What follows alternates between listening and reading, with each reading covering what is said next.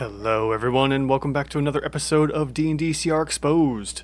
On today's episode we are looking at the Planetar, which I'm surprised I haven't covered yet, especially since it's been in my Monster vs. Monster videos. But before we get into that, let's take care of the business. If you'd like to get your request ahead of the line and skip the wait, you too can join the YouTube membership, which I haven't really broadcasted yet, but it is available. So for as low as $1 a month, you can join the membership here on YouTube and get a whole bunch of perks.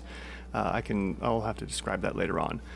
Beyond that, if you like what I'm doing here and you want to get this tool for yourself, you can grab it from my Ko-fi page down in the link in the description, where you can get it completely for free, or you can donate if you feel so inclined.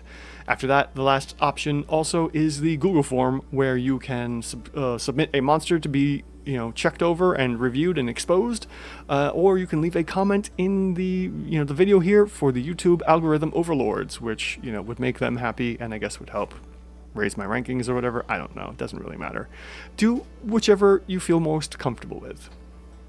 Okay, with that all out of the way, let's dive into the Planetar's CR here and expose, oh gasp, if the rating is correct or not. Okay, so we have CR 16 for our large celestial. We have 19 AC. Again, this is a large, so we're going to switch that for the hit dice just to get that all correct. We need 16 hit dice, not 15 or 116 or whatever I just wrote there. Then we next have 24 strength, 20 dex, 24 con, 19 intelligence, 22 wisdom, and 25 charisma. So that's looking all pretty good there. We do have 3 saving throws of con, wisdom, and charisma. So we're going to go ahead and switch this to 3 to 4 here, which is going to give us a effective AC bonus of +2. And then after that we have damage resistances of radiance, bludgeoning, piercing, and slashing. So that's 4 items here, which are going to trigger our resistances, and we're going to go ahead and throw that in. And then, I'm not going to bother talking about that. It doesn't really matter. We've got enough to trigger. We'll use it, and we'll see what happens. And then we have conditions, don't matter. The rest of this doesn't matter, so we will move down into the traits and go from there. Alright, so we have Angelic Weapon. Now, this is just saying that we have extra radiant damage, which is included in the attacks, so we don't have to worry about that. We will move on. And then we will look at the rest here. We have a Divine Awareness. Again, this doesn't matter.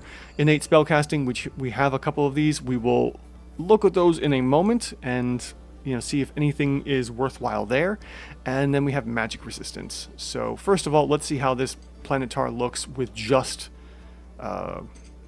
melee actions here and not using any magic. So we have +2 effective AC bonus for our magic resistance, and then we move back into the action section here. And we have, the first thing is the multi-attack. So the Planetar makes 2 melee attacks. Great. 2 great sword attacks and a healing touch 4 times per day if need be. Now we're looking for +12 to hit, which is definitely coming from its strength, or maybe it's constitution, not really, but we are getting the +12 from there, so we will go ahead and throw in +12 into the attack bonus and move on to the rest of the damage here for our greatsword, which is going to be 21 even damage for the slashing plus 22.5 for our radiant damage, because we have an odd number of dice over here, as you can see by the 5d8. Now the half number will come in handy, or actually be important here, because we have 2 of these great sword attacks. So we'll take that, times it by 2, and we will get 87 points of damage. Now this may or may not actually be all that important, but just for the sake of things, we put that in there just in case, because you never know. For the sake of argument here, we actually see that at OCR 13, it caps at 86, and then the min is 87. So it actually is important. This will bring it to technically an offensive CR of 13. Then we have Healing Touch. Now the Healing Touch is going to give us 30 hit points every time we don't do 2 melee attacks. Since we can only do 1 Healing Touch, this would be objectively terrible for combat. We only do this if we absolutely need to, and we have no other options here. So we're going to ignore Healing Touch for the sake of things here and just move into just straight melee here. Now since our Planetar right now, we're only doing melee, is only doing the melee attacks, for calculating its CR, we're going to go ahead and throw in the 87 here, and we are going to see that we get a OCR of 16 and an overall CR of 16 as well. So from a melee perspective, the Planetar is an evenly balanced monster. But that's only if we don't have, we're not using radiant damage and we're not using mundane weapons. So if we get rid of the resistances, we're going to drop down from a 16 to a 14. This can be a little problematic if we're expecting our Planetar to live a little longer, and we might need to do something about that. Beyond that, let's take a look here. Let's go back to resistances here, and I can just do a Control Z actually to put that back in, and see if there's any spells that are worthwhile. Now, definitely, I would say probably Flame Barrier. We have Flame Strike as well. Invisibility is only good as an escape mechanism. Commune, Control Weather are kind of wasted. Insect Plague, I believe, is going to be worthwhile here. And we will see how much that is in just a second here.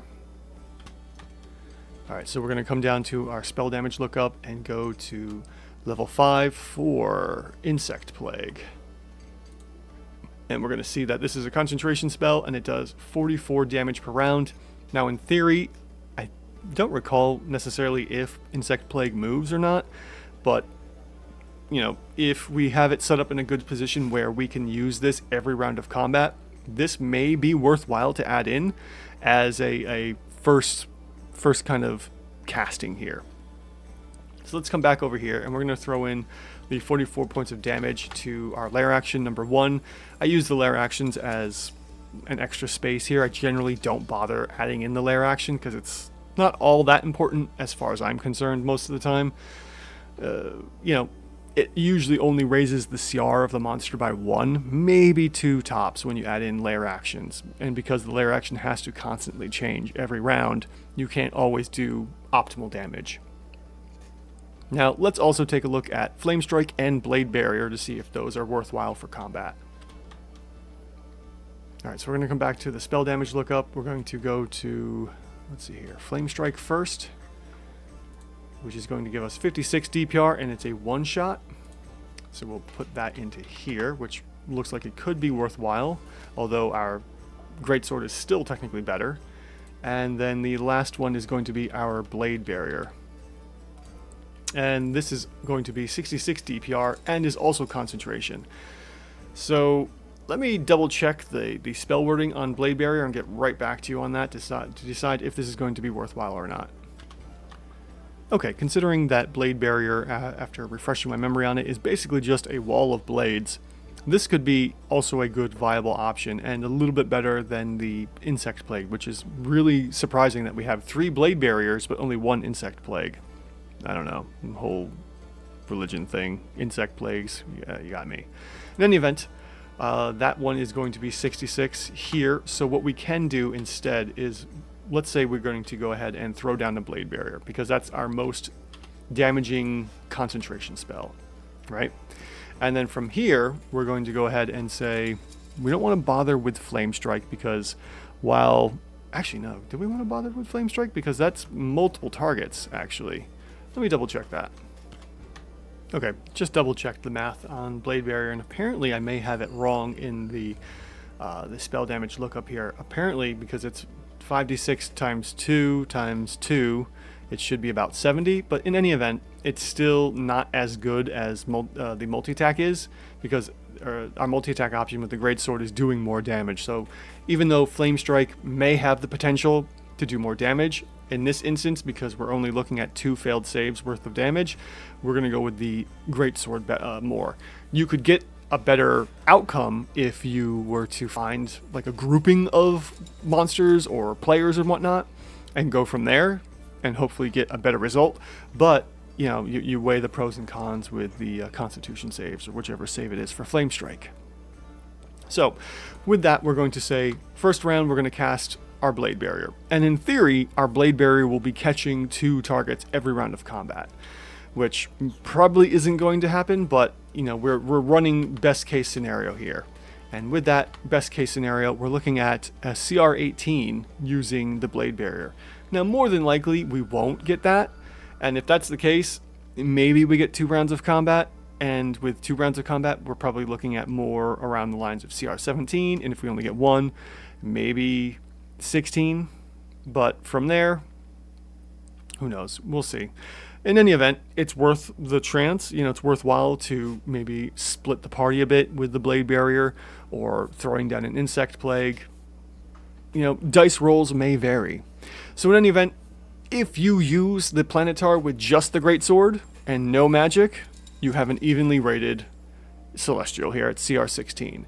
If you decide to go, using the magics and whatnot, and speaking of which, with the resistances gone, even with Blade Barrier hitting every round, we're going to drop it down to a 17.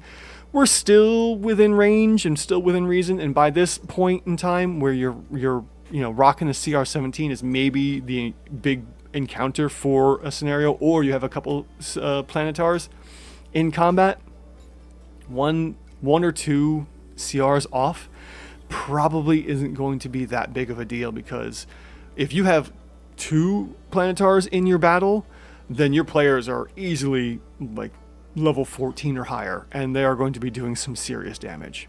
So in any event, thank you all so much for watching. If you like what we're doing here, go ahead and grab yourself a free copy of this tool at my Ko-fi page, or donate if you'd like. And let's thank the YouTube members and the Ko-fi one-shotters here as I sign off and say we'll see you in the next one.